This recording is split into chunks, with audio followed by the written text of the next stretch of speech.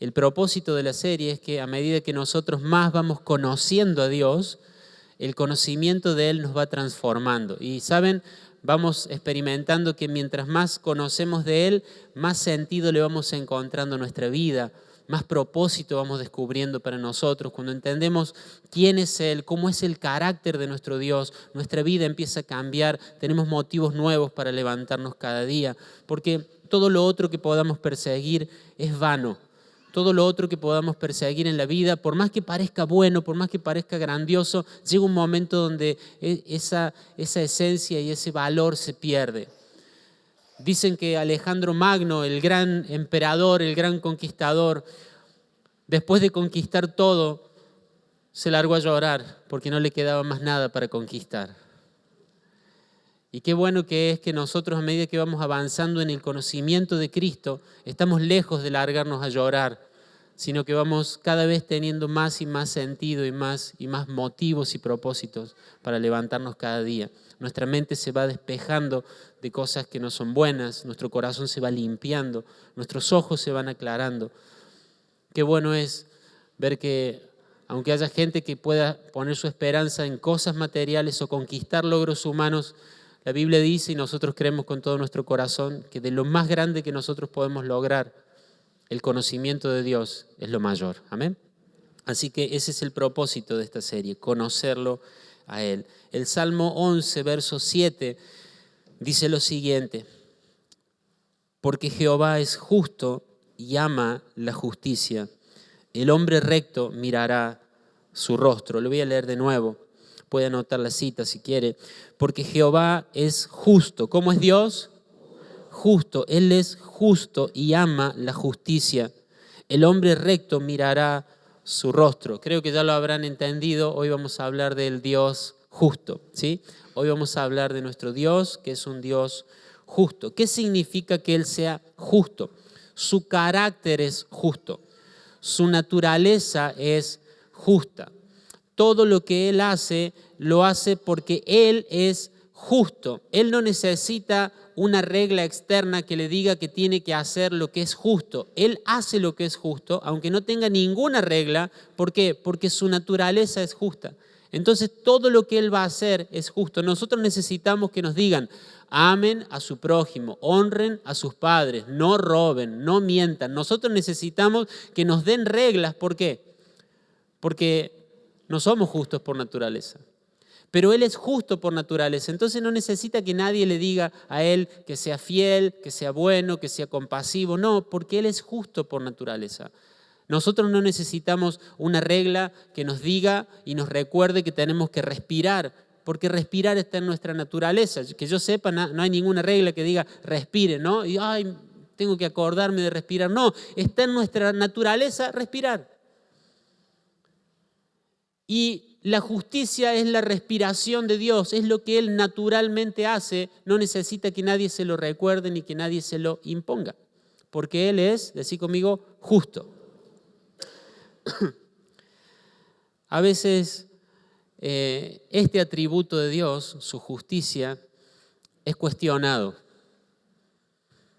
La gente dice, si hay hambre, si hay enfermedades, si hay injusticia en la vida, entonces me cuesta creer que Dios sea justo. Y es normal, pienso, pensar de esa manera. Pero no está bien que nosotros le atribuyamos la responsabilidad a Dios. ¿Por qué? Porque Él todo lo hizo bueno. ¿Se acuerda de Génesis? Capítulo 1, capítulo 2. Dios hizo todo y al final de todo lo que Él hacía iba diciendo, esto es bueno. Y esto es bueno, y hacía cada cosa y terminaba cada día y decía, esto es bueno. Y de hecho todo lo que Él hacía era bueno. El hombre le dio la espalda a Dios y por darle la espalda a Dios entró el mal en el mundo y es todo lo que hoy vemos. Las enfermedades, las plagas, las pestes, los abusos, la corrupción de los políticos, de los líderes, de las autoridades en todos los lugares del mundo, el maltrato en el ámbito de la familia. Y decimos, ¿cuánta injusticia hay? Pero ¿saben? Ninguna de las injusticias que podamos ver o de las que podamos sufrir se las podemos atribuir a Dios. ¿Ha escuchado a veces gente pensar, si Dios es justo, ¿por qué pasa esto? ¿Lo ha pensado usted alguna vez? Señor, ¿por qué pasa esto? Señor, ¿por qué tengo que sufrir esta injusticia? Señor, ¿por qué yo trato de hacer las cosas bien y resulta que tengo problemas y me va mal y no me sale ni una cosa bien? Y resulta que aquellos otros que ni te conocen, que andan en cualquier cosa y están sanos y prósperos y les va bien. ¿Ha pensado así alguna vez?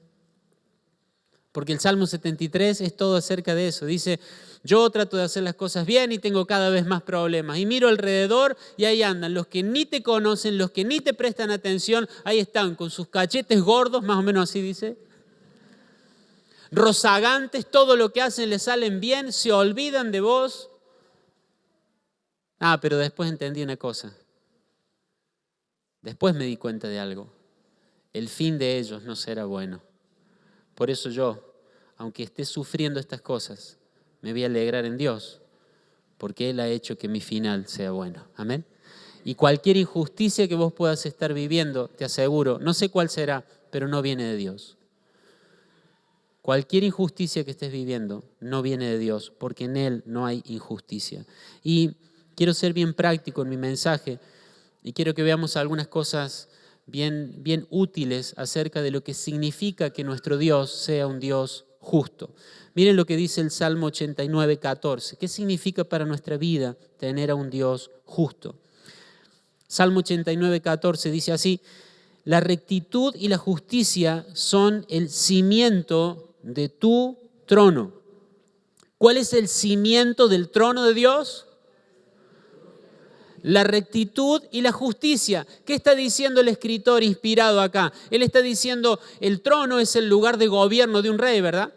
El trono es el lugar desde donde un rey gobierna. Él está diciendo, el fundamento de tu autoridad, el fundamento de cada decisión tuya es la rectitud y la justicia. Está diciendo, no hay ninguna decisión de autoridad que tomes, Dios, que sea injusta. Porque tu cimiento, tu trono, está fundamentado, está cimentado en la justicia y en la rectitud. Está diciendo, tu autoridad no es caprichosa. El trono, la autoridad de Dios, el gobierno de Dios no está basado en emociones cambiantes, que un día Dios dice voy a hacer esto y otro día dice yo voy a hacer lo otro. No, su decisión está siempre basada en algo firme, en algo estable, que es la justicia y la rectitud. Y yo doy gracias por eso. Porque si no tendríamos que estar temblando. A ver cómo se levantó hoy Dios. Ha tenido un papá, una mamá, o un supervisor, un líder, alguien a cargo. Y usted abría los ojos y decía, ¿con qué me voy a encontrar hoy? ¿Le ha pasado eso? Y de pronto iba y estaba todo bien, entonces, bueno. Pero de pronto iba y ya algo no estaba bien, ¿no? Había algún silencio, había alguna situación, había algo. Y uno dice, mejor vamos tomando una distancia segura. Pero Dios no es así. Dios no es así. Porque todo lo que Él decide no está basado en algo emocional, en algo volátil, sino que está cimentado en la justicia y la rectitud. Amén. ¿Saben? Hay algo muy interesante acerca de la justicia de Dios y es que el Dios justo no hace favoritismos. ¿Puede decirlo conmigo? El Dios justo no hace favoritismo. ¿Qué es lo que no hace un Dios justo? ¿Qué es lo que no hace un Dios justo? Favoritismo. ¿Alguno ha sido el favorito de la maestra acá? Me parece que... ¡Uy! Levantó la mano mi hermano allá. Ahí tiene uno. Vaya después, pregúntele cómo le va a los favoritos de la maestra en el recreo. Pregúntele. ¿Cómo es el favorito? Él es el que... El martes hay que presentar el trabajo, entonces viene el compañero, el no favorito. ¿Cuáles éramos los no favoritos? Esa es la gracia de ser un favorito, es que son pocos. El no favorito no presenta el trabajo el día que lo tiene que presentar, entonces la maestra dice, y bueno, vos sabés, Carlos, con el dolor del alma, un 1. Gracias señorita. Pero la otra semana aparece él, el favorito. ¿Trajiste el trabajo, Fabricio? No, señorita. Bueno, pero como él es el favorito, ¿qué dice? Bueno, la semana que viene, ni siquiera mañana, no, la semana que viene me lo traes, Fabri. Es así.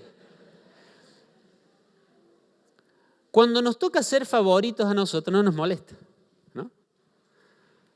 Pero la pregunta ¿es justo eso? ¿Es justo eso? Dios no hace favoritismo porque es injusto. Dios no va a hacer nada a favor de sus hijos que sea injusto para otra persona. Yo pensé, pastor, que como yo era el hijo de Dios. No, ahí vamos a entrar en el tema. Mire, voy entrando así despacito porque está bravo esto, ¿eh? Dios no va a hacer nada para favorecer a un hijo suyo que sea injusto para alguien que no lo conoce, para un incrédulo. Cuando Dios le dice que le va a dar la tierra prometida a Abraham, a su pueblo, a Israel, le dice, pero van a tener que esperar ¿cuántos años? ¿Se acuerda? ¿Cuántos años iba a tener que esperar? A ver, ¿algún favorito que diga? ¿Algún favorito de la escuela dominical? 400 años. Dios le dice a Abraham, esta tierra se la voy a dar a tu descendencia, pero no se la puedo dar ya. Van a tener que pasar 400 años. ¿Por qué? Porque todavía, dice Dios, no llegó al colmo la maldad de ellos. ¿Sí? Entonces Dios, para darles esa tierra a ellos, tenía que esperar que hubiera suficiente maldad para sacarlos y darle la tierra a sus hijos. ¿Me sigue? Miren lo que dice Deuteronomio 9:5. No por tu justicia ni por la rectitud de tu corazón entras a poseer la tierra de ellos. ¿De quién era la tierra? De ellos, o sea, de los otros. Escuchen esto. Sino por la impiedad de estas naciones, Jehová tu Dios las arroja de delante de ti. O sea, ¿por qué Dios los sacó a ellos? A los enemigos los sacó de la tierra y se las dio a ellos. Por la impiedad de los que estaban en esa tierra. Y sigue y dice, para confirmar la palabra que Jehová juró a tus padres, Abraham, Isaac y Jacob. ¿Lo ven? No dice, bueno, estos me caen mal. No dice eso. Me caen mal, entonces los voy a sacar de esta tierra. Y como ustedes me caen bien, se la voy a dar a ustedes la tierra. ¿Dice eso la Biblia? No. Dice, a ellos los voy a sacar porque ya su maldad merece que yo los saque de esa tierra. Y a ustedes los voy a poner ahí, ¿saben por qué? Porque yo le prometí a Abraham que los iba a poner ahí y yo soy justo y cumplo lo que prometo. ¿Me sigue? ¿Es favoritismo eso? No. Favoritismo hubiera sido a Abraham decirle, ya nomás te doy la tierra, sacarlos a todos ahí y darle la tierra a Abraham. Eso hubiera sido favoritismo, porque hubiera cometido una injusticia con las personas que ocupaban la tierra. Pero en Dios no hay favoritismo, ¿sabe? A veces tenemos una mentalidad de favoritos, ¿o no? Tengo una deuda, pero a Dios no le molesta porque le debo a un impío. A ver, Uy, ¿para qué vine, no? Tengo una deuda, pero le debo a ese pecador que no va a la iglesia, que a Dios no le molesta, porque no, porque la riqueza de los impíos van a... pero vos no estás a cargo de la transferencia de nada, No, Dios no va a hacer nada injusto con alguien para favorecerte a vos, olvídense de esa idea. Dice 1 de Pedro 1:17, recuerden, ¿qué tienen que hacer? Recordar que el Padre Celestial, a quienes ustedes oran, ¿qué dice? No tiene favoritos. Él los juzgará o los recompensará según lo que hagan. Amados, si pensamos que podemos ser irresponsables en el trabajo, irresponsables en el estudio en la universidad, irresponsables en las finanzas, irresponsables en el cuidado de la salud, total, a mí Dios me va a ayudar porque soy hijo suyo, ¿saben qué? Es una idea equivocada. Es una idea equivocada. Dios es justo y por lo tanto no hace favoritismo. ¿Quiere decir que todo lo que hago me lo tengo que ganar? No, por supuesto que no, porque siempre necesitamos la gracia, la misericordia de Dios. Pero una cosa es eso y otra cosa es pretender que nosotros seamos favorecidos simplemente porque somos hijos de Dios. Eso no es así. Y en tiempos tan especiales como nos toca vivir en la economía de nuestro país, yo quiero animarte a que cuides tu trabajo. Yo quiero animarte a que seas responsable. Que seas, si tenías que llegar a cierta hora, que llegues a cierta hora. Si tenés que hacer cierto trabajo, que lo cumplas. Porque no pienses, no, yo soy un hijo de Dios, a mí no me van a despedir. O sea que Dios va a hacer que despidan al que es responsable, al que trabaja más de la cuenta, al que es fiel, al que es dedicado, porque ¿te parece que Dios va a hacer eso? Pensar así es pensar que Dios es injusto, que Dios te va a favorecer a vos perjudicando a otra persona. Dios no lo va a hacer. Dios te enseña a ser responsable, Dios te enseña a ser diligente. ¿Te pueden despedir de un trabajo? Por supuesto. Pero que no sea por causa de tu irresponsabilidad. Y después que te despiden decís, ¿y este impío? Porque encima eso. ¿Está vivo? ¿Está vivo usted ahí? ¿Sí? Bueno, pensé que estaba mirando una foto, se me había tildado. Dios no hace favoritismos. En su gracia, con su ayuda, pedile fuerza, pedile sabiduría, pedile capacidad, pedile que Él te dé los recursos que necesitas, pero tenés que hacer tu parte. Dice la Biblia que la mano negligente empobrece, pero la mano diligente enriquece. Entonces, seamos dedicados. No pongamos como excusa, no soy un hijo de Dios, a mí me va a ir bien. Claro, Dios va a prosperar, dice la Biblia, la obra de tus manos. ¿Dios va a prosperar qué cosa? La obra de tus manos. Vamos, yo voy a bendecir toda obra de tus manos y va a bendecir todo lo que tu mano toque y todo lo que tu pie camine, pero vos tenés que moverte, vos tenés que hacer algo. Dios nunca bendice al perezoso. Dios nunca bendice al negligente. Pero soy hijo. No. Un buen padre no hace eso con el hijo. Un buen padre le enseña a un hijo a ser responsable, a ser esforzado. Así que no pienses que por ser hijo de Dios, Él va a perjudicar a otra persona para darte ese trabajo, para darte esa posición, ese aumento, esa promoción. No lo va a hacer, porque no hay injusticia en Él. Amén. Job 34:12. Decí conmigo, Dios es justo. Mira al del lado y decirle, Dios es justo. Mi Dios es justo. Él no tiene favoritos. Y amados, si ustedes tienen 2 hijos o 2 empleados o 2 vecinos o 2 tíos, no sea injusto. No sea injusto. Trate con justicia. Porque hace mucho daño el favoritismo. Hace mucho daño. Job 34:12 dice, en verdad Dios no hará el mal. El Todopoderoso no torcerá la justicia.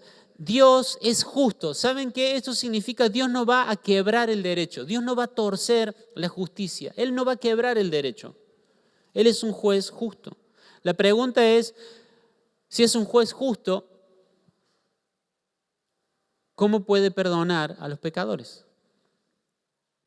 Porque si es un juez justo y tiene delante suyo un pecador y dice, está escrito, la ley dice que el pecador debe ser condenado eternamente. Eso dice la ley. Y si Él es un juez justo y tiene delante suyo a un pecador, a alguien que ha quebrado la ley, si Dios le dijera, bueno, pero no pasa nada, vení al cielo, ¿ese sería un juez justo? No. ¿Saben? En el año 2000, en una ciudad de Estados Unidos, en el estado de Virginia, una ciudad que se llama Fairfax, o algo así, un juez que llevaba ya más de una década como juez en ese tribunal, de apellido McDonough o algo así. Ya voy a buscar ejemplos de acá de Argentina porque esto se me está complicando la fonética. Pero resulta que él llega al tribunal, como todos los días, y encuentra que en la lista ¿vieron esas películas donde hay varios ahí para ser juzgados por cosas que no son tan graves y va pasando uno tras otro? Y se encuentra con un caso. Y el caso era el siguiente, había una pareja de gente mayor, eran sordomudos, y ellos se habían casado y por casarse habían perdido los beneficios que tenían económicos de parte del Estado mientras eran solteros. Ellos no sabían eso. Ellos se enamoraron, se casaron y por haberse casado, por algún capricho de la ley de ese Estado, perdieron el beneficio económico que tenían mientras estaban solteros. Entonces, por causa de eso, no podían pagar su alquiler. Se habían atrasado tanto que el dueño les hizo un juicio y les quería cobrar la deuda y los quería echar de la casa. El juez se sienta, escucha el caso. Esta historia es verídica. El juez se tira para atrás en su sillón, piensa un rato y se levanta y se va. Nadie sabía para qué. Vuelve y se acerca al abogado del que estaba pidiendo el desalojo, el que quería cobrar la deuda. Esos abogados malos, ¿no? Bueno. Y el juez le da de su dinero al abogado y le dice, ya está pagado.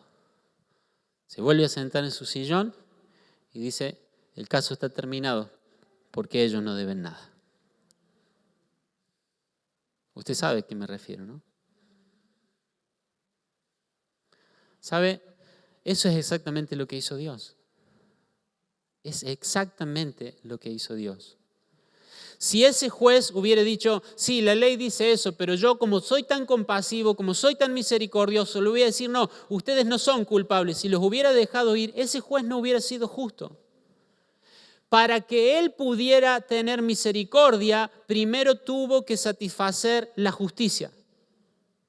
Y cada vez que vos y yo decimos que nuestro Dios tuvo misericordia de nosotros, tenemos que acordarnos que para poder tener misericordia de nosotros, primero tuvo que satisfacer la justicia. ¿Alguien dice amén? ¿Dios ha tenido misericordia con tu vida? ¿Dios ha mostrado gracia hacia tu vida? ¿Sabes por qué? Porque primero Él pagó el precio que la justicia exigía. Porque si Dios hubiera tenido misericordia, pero no hubiera pagado lo que la justicia exigía, entonces hubiera sido misericordioso, pero hubiera sido injusto. Y Dios es justo. Miren lo que dice la palabra. Primera de Pedro 3, 18. Cristo sufrió por nuestros pecados una sola vez y para siempre. Él nunca pecó, en cambio, murió por los pecadores para llevarlos a salvo a Dios. Es hermosa esa palabra. Él nunca pecó. ¿Debía algo el juez? No. ¿Estaba obligado a hacer eso el juez? No. Pero él fue compasivo y también fue justo.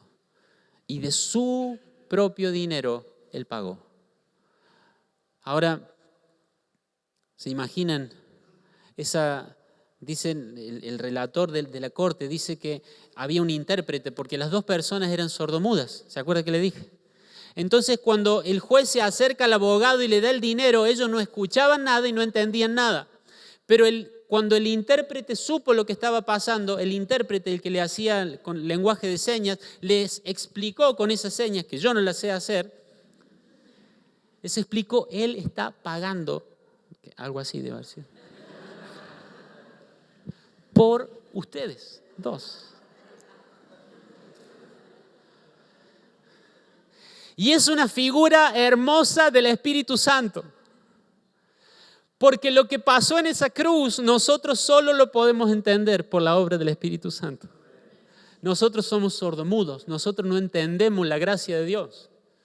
Pero el Espíritu Santo nos traduce lo que el Padre hizo, lo que el Hijo hicieron en la cruz y nos traduce a nosotros y nos dice, Él pagó todo por ustedes, ya no deben nada.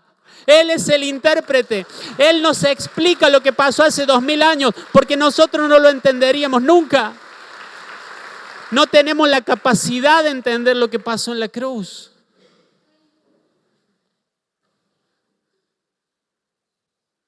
La mujer lo único que pudo hacer es poner las manos en el pecho e inclinar su rostro. Es la forma más humilde de decir gracias. Dios es justo. Si Él puede ser misericordioso, es porque primero fue justo. Si Él puede firmar esa sentencia que te dice que ya no sos más un pecador, que ya no sos más culpable, que ya no vas más a ese castigo eterno donde deberías haber ido. Si Él puede ser así de misericordioso con cada uno de ustedes y conmigo, es porque Él primero pagó el precio. Y ese juez se bajó de un sillón de cuero, no me imagino cuántos dólares valdría, se bajó de su trono, de su lugar de justicia y se fue a buscar su dinero. Pero Cristo, dice la Biblia, que se despojó de sí mismo, que bajó de su trono de gloria para venir a pagar el precio por vos y por mí.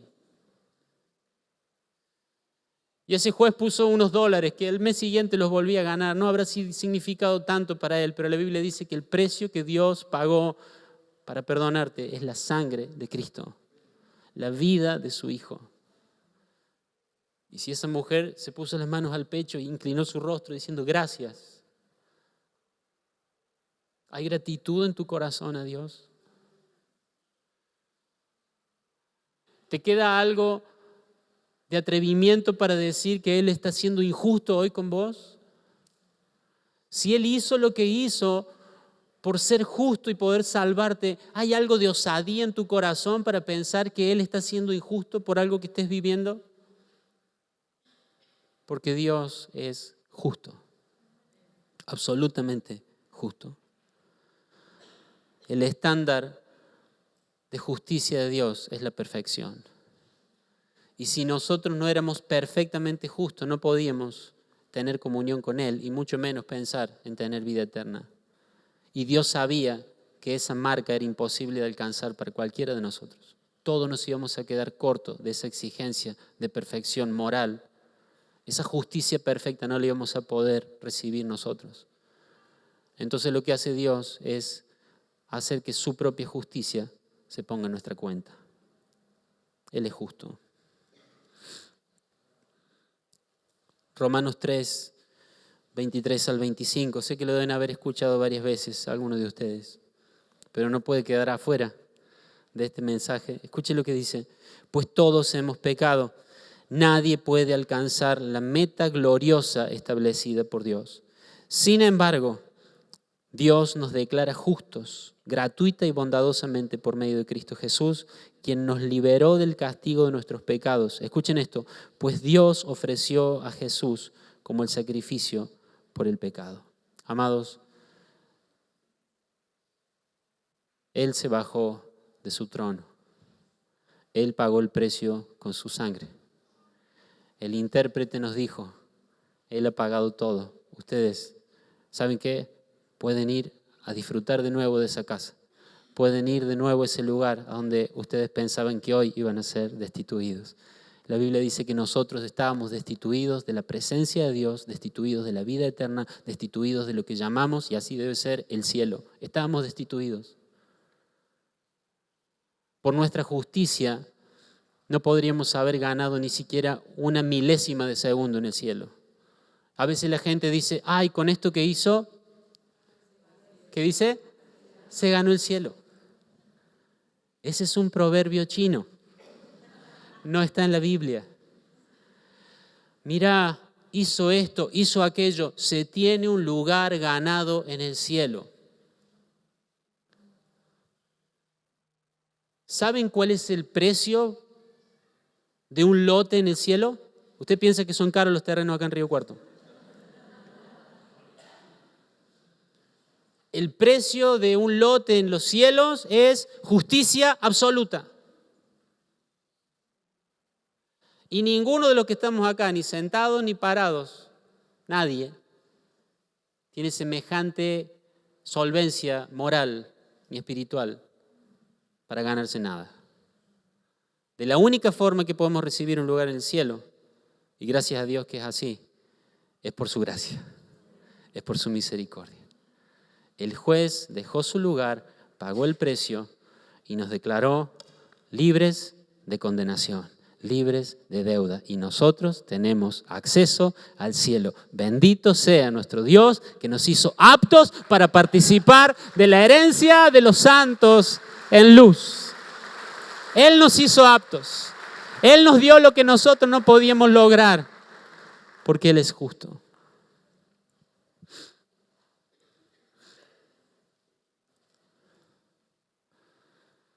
Puedes ponerte de pie, por favor.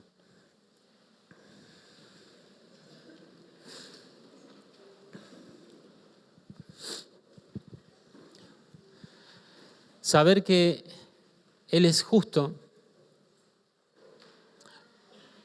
es sumamente necesario en un mundo tan injusto. Porque a veces pasan cosas que nos hacen pensar, ¿qué sentido tiene? ¿Has pensado alguna vez, qué sentido tiene seguir adelante? ¿Qué sentido tiene seguir haciendo las cosas bien? ¿Qué sentido tiene seguir esforzándome? ¿Qué sentido tiene? ¿Te has hecho esa pregunta alguna vez? La vida te golpea con un accidente, con una enfermedad, con una traición, con una pérdida. La vida te golpea con alguna injusticia y viene esa pregunta en tu corazón. ¿Qué sentido tiene? Y saber que Dios es justo es la respuesta a esa pregunta. El apóstol Pablo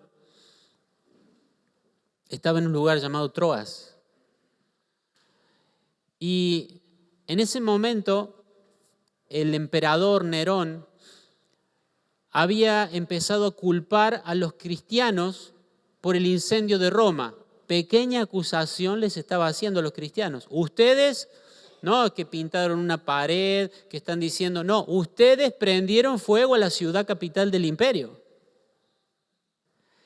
Los estaba acusando falsamente de incendiar Roma, entonces empezó a perseguir a los cristianos y Pablo, estando en Troas, es arrestado y por lo que parece es arrestado de una forma muy imprevista, porque después en la carta a Timoteo él dice, y te pido que me traigas el abrigo y los papeles que me dejé. No tuvo tiempo de nada. Él es arrestado en Troas, es llevado a Roma y es encarcelado. Y ahí escribe la última de las cartas de Pablo, la segunda carta a Timoteo. Es su última carta.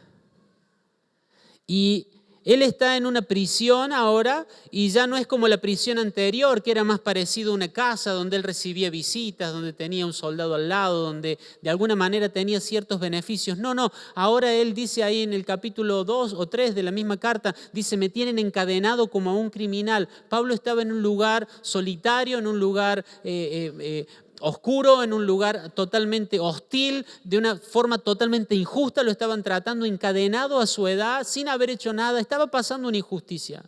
Él mismo dice, me han dejado todo solo, claro, porque en medio de la persecución de los cristianos, nadie quería aparecer como, Pablo tiene una visita, ¿quién es?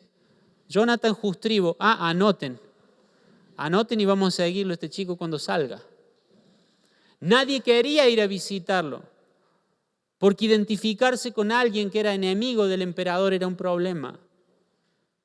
30 años sirviendo a Cristo, 30 años haciendo lo correcto, 30 años viviendo para Dios.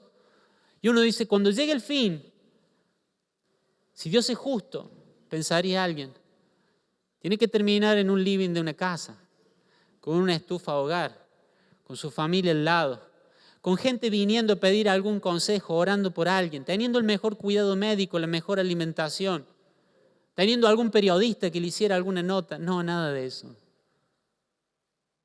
¿Podría haber pensado Pablo? ¿Qué sentido tuvo? ¿Qué sentido tiene? Si hice todo lo que tenía que hacer durante 1, 2, 10, 20, 30 años para terminar así. Y lo que aprende Pablo, lo que nos enseña Pablo en esa última carta que él escribe antes de morir, es una respuesta hermosa para todos los que en algún momento de la vida se preguntan qué sentido tiene. Segunda de Timoteo 4, versículo 6 dice, yo estoy a punto de ser sacrificado y el tiempo de mi partida está cercano. ¿Saben? Él elige una palabra muy especial para decir partida. Esa palabra, el tiempo de mi partida está cercano. Esa palabra partida es muy importante. Porque es la palabra que usaba el agricultor cuando terminaba de arar con los bueyes, con el yugo, cuando le sacaba el yugo de encima, después de haber terminado su trabajo, esos bueyes partían. Cuando un soldado terminaba su misión en una guerra, desarmaba su tienda, su carpa, guardaba todo y partía hacia su casa. Pablo está diciendo, se acerca mi partida. Le está diciendo a Timoteo y te está diciendo a vos esta mañana, no estoy diciendo todo va a terminar. Viene el tiempo donde el yugo de estas injusticias va a terminar. Viene el tiempo donde el dolor, la soledad, el frío de este lugar, lo inmerecido que estoy viviendo va a terminar. Viene el tiempo de mi partida. No dice, viene el tiempo donde todo se termina. No, viene el tiempo de mi partida. Viene el tiempo donde el yugo de la injusticia me va a ser quitado y yo voy a ser libre. Mire lo que sigue diciendo. 4:7. He peleado la buena batalla. He acabado la carrera. He guardado la fe. ¿Cómo puede encontrar motivos para seguir adelante una persona que está sufriendo esa clase de injusticia? Ser arrebatado de la nada, sabe que va a ser torturado hasta la muerte, porque Nerón era así de sádico y así de perverso, matado a su propia familia para demostrar poder. Nerón era lo más despiadado que nos podamos imaginar. Sabe lo que está a punto de sufrir. Pero aún así le está escribiendo palabras de aliento a su discípulo, a decir, no tengas miedo en la persecución, persevera en confiar, en seguir, en adorar, en servir a Dios, porque es lo que vale la pena. ¿De dónde saca fuerza una persona en esa situación? No hay una sola palabra de queja, no hay una sola palabra de autolástima, pobre de mí, no hay nada de eso. Hay algo que Pablo sabía.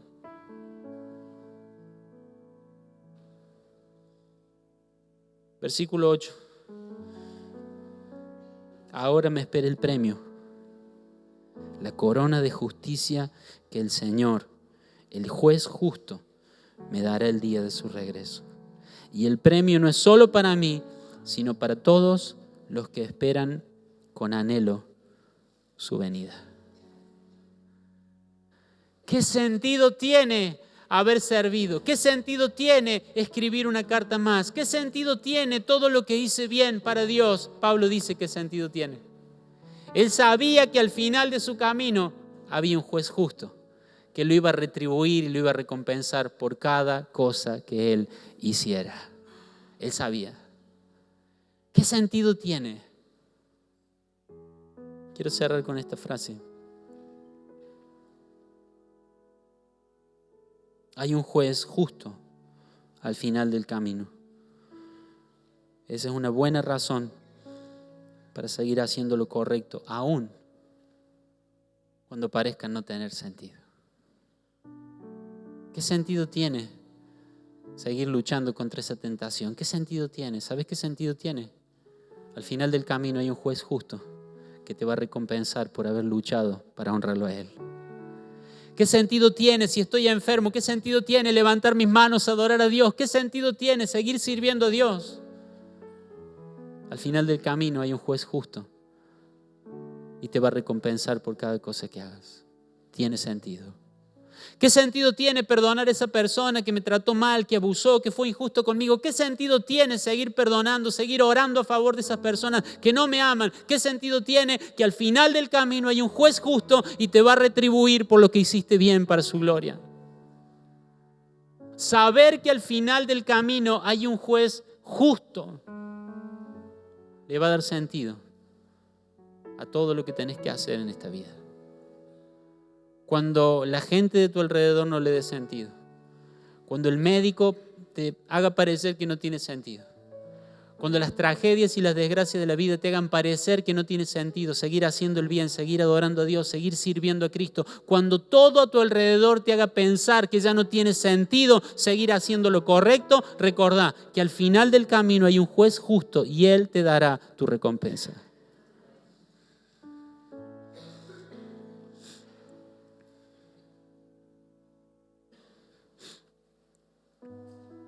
Puedes inclinar tu rostro, vamos ahora en un momento. Dios es justo. Absoluta y maravillosamente justo.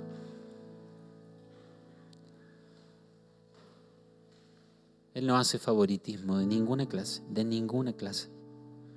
Mis amados, no importa cómo se llama tu papá, tu mamá, no importa si es un líder en la iglesia, no importa si venís de una familia de abuelos y bisabuelos y de inmigrantes cristianos y de misioneros, Dios no tiene favoritos. Dios espera ver en tu vida un compromiso y una dedicación total hacia Él. No, Él me va a ayudar porque yo soy su hijo, por supuesto. Él tiene gracia, Él tiene misericordia, pero hay una responsabilidad sobre tu vida. Hombres, varones, hay una responsabilidad de cuidar nuestro hogar, de bendecir a nuestra esposa, de leer la Biblia con nuestros hijos cada vez que podamos. Hay una responsabilidad de ser buenos ejemplos. Dios va a bendecir a mi familia porque yo soy su hijo. No, hermano, no te confundas.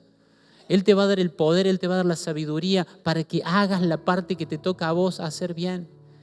Y si lo has estado haciendo mal hasta hoy, no te condenes, pedile perdón a Dios, pero salí de este lugar esta mañana con la determinación de empezar a ser ese hombre de la casa que Dios quiere que seas.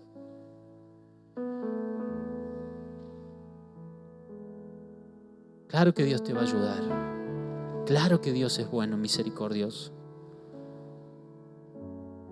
Pero Él no va a hacer favoritismo. Hay una responsabilidad sobre tu vida. Cuidar tu matrimonio, amar a tu esposa, serle fiel. No, porque nosotros hicimos un pacto, Dios va a bendecir nuestro matrimonio. Sí, por supuesto, pero cuida a tu esposa, séle fiel, trátala bien.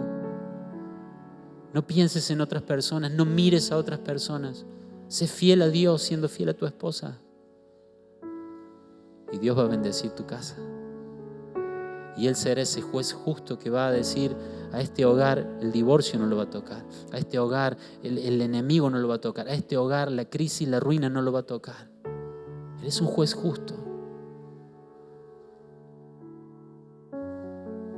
Y amado, si un día le entregaste tu corazón a Jesús, si un día creíste en Él como tu Señor y Salvador, tenés que saber lo que pasó ese día. Ese día tu deuda fue pagada.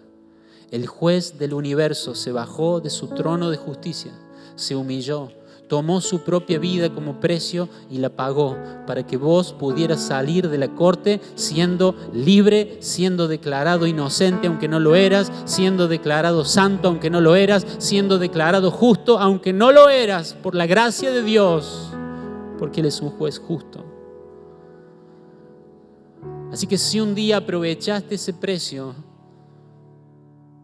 si sabes que ya has sido declarado justo por Dios, yo quiero animarte a que tomes un momento para darle gracias.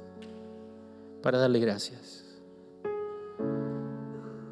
Que como aquella mujer se puso las manos sobre el pecho, inclinó su rostro para decir lo que con sus palabras y su voz no podía decir: gracias, gracias. Gracias porque si no hubieras hecho lo que hiciste, yo no tendría esperanza. Esa gente mayor, anciana, sordomuda, no tenía esperanza de volver a su casa, no tenía esperanza de pagar esa deuda. Vos y yo teníamos menos esperanza que ellos, éramos totalmente discapacitados para cumplir la justicia de Dios. Pero Él pagó el precio por nosotros. Puedes darle gracias. Puedes darle gracias. Puedes abrir tus labios, darle palabras de gratitud a Dios. Y hermano, amado, si estás viniendo en estos días recién a la iglesia, o quizás hoy mismo es la primera vez que venís a una reunión como esta, yo quiero decirte: la deuda de pecado está sobre tu vida, la deuda de pecado estaba sobre cada uno de nosotros. Todos somos pecadores, todos estamos descalificados de esa presencia de Dios. Y Dios no tiene favoritismos. La gracia y el perdón también están disponibles para vos. Lo único que tenemos que hacer es creer. Aquella gente podría haberse parado y haber ido a ese lugar y haber tomado el dinero y vuelto a ponerlo en las manos del juez diciendo: yo no quiero que nadie haga nada por mí, yo me las voy a arreglar sola, nosotros vamos a salir de esto por nuestra cuenta, nosotros vamos a pagar esta deuda a nuestra manera. Esta gente podría haber hecho eso, pero fueron suficientemente sabios para darse cuenta de que no iban a poder pagar nada. Hoy podés agarrar el precio, la gracia de Dios y devolvérsela a Él diciendo: no, yo no lo necesito. Yo no soy tan malo, yo voy a arreglar mi vida. Yo voy a salir de esto por mi forma. Yo creo que si hay un cielo me lo puedo ganar.